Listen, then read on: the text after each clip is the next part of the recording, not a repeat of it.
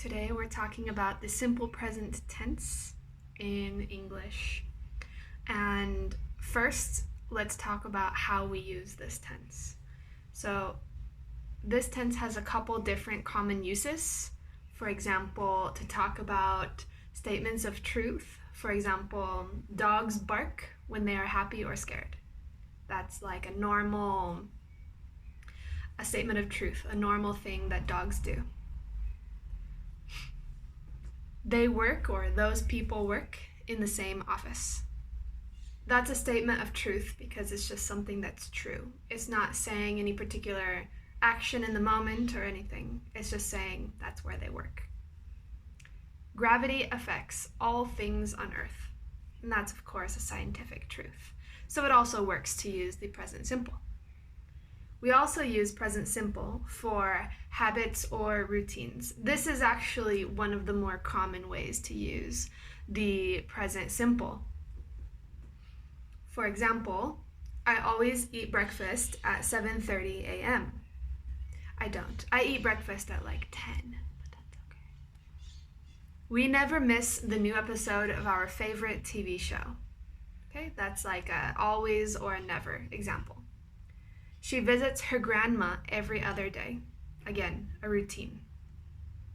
He often watches movies alone in the movie theater. Again, a routine, a preference. The third common way that we use the simple present tense is for verbs that we cannot use the present continuous. So really quickly, the difference between the simple present and the present continuous is that the present continuous is for actions that we're doing in this moment or in the near future, of course. For example, I am filming this video. I am talking to you. Those are things that I'm doing right now. We do not use simple present for that, even though with present in the title and the name of the grammar, it sounds like we're going to use it for things we're doing right now, but that's not true. Present continuous with ing for things we are doing right now. Present simple for routines, habits, statements of truth, and for the verbs that we cannot use in ing, that we cannot use in continuous. For example, common feelings like, hate, love, prefer, want. We can't say, I am preferring ice cream, because prefer is something that you prefer or you don't. You don't say, I am hating doing the dishes. No, that's wrong. Those are two wrong examples. You say, I prefer ice cream. I hate doing the dishes. Those are just statements. We cannot use those verbs with ing. Common verbs for senses that you cannot use with ing are appear, feel, hear, smell, sound, taste. Think about this as something tastes good. That is just like, it's not just in this moment tasting good. It tastes good all the time. This particular thing tastes good all the time, or smells good, or smells bad all the time. Garbage smells bad. It's not just in this moment. At least grammatically, we can't use it that way.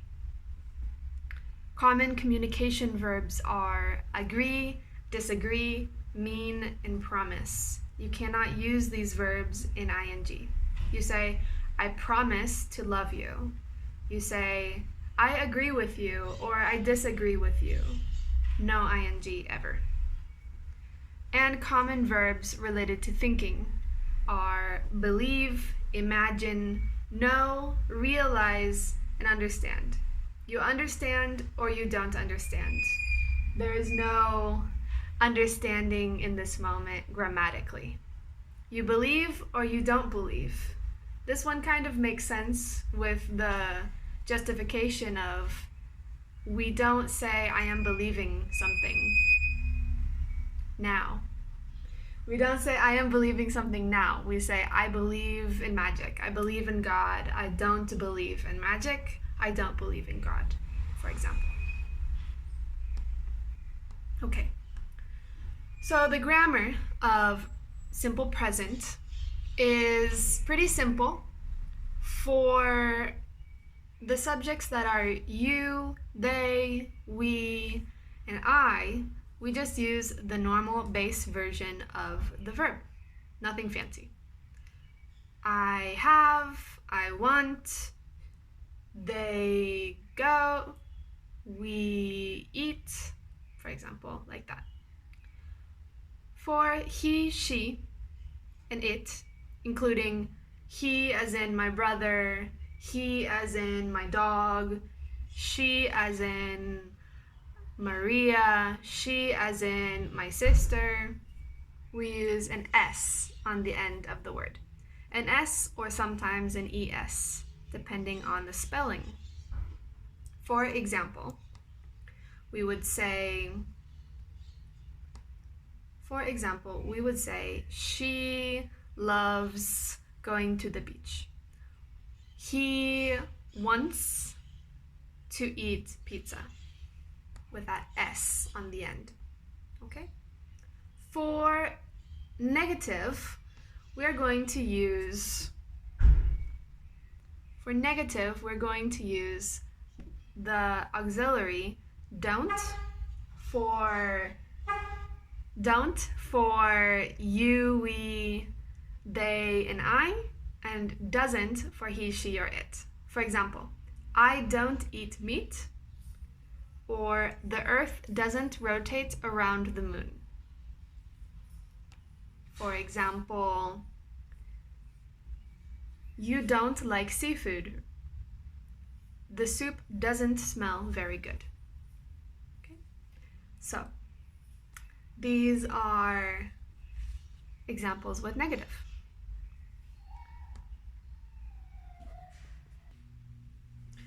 To talk about questions, we have two different kinds of questions, as with all verb tenses in English.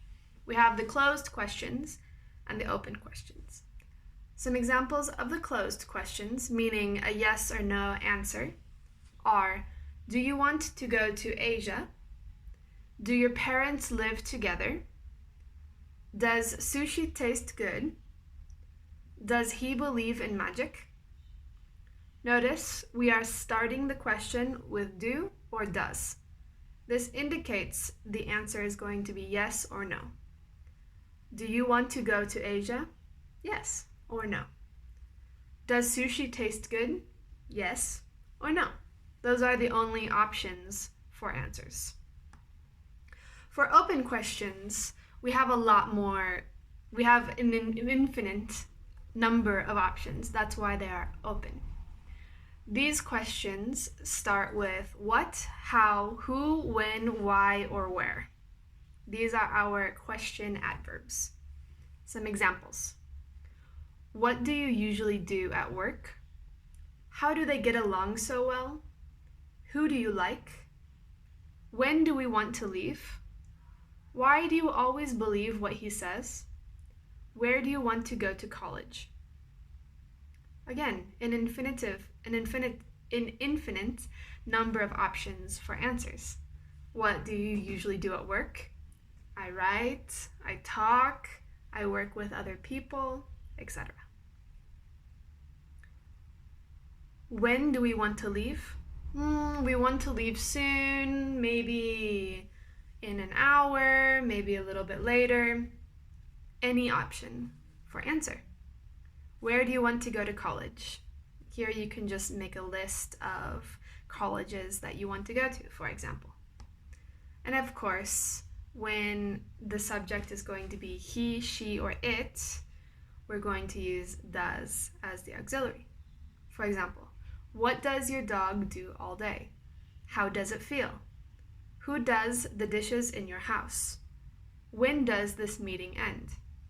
Why does your hair look like that? Where does he live?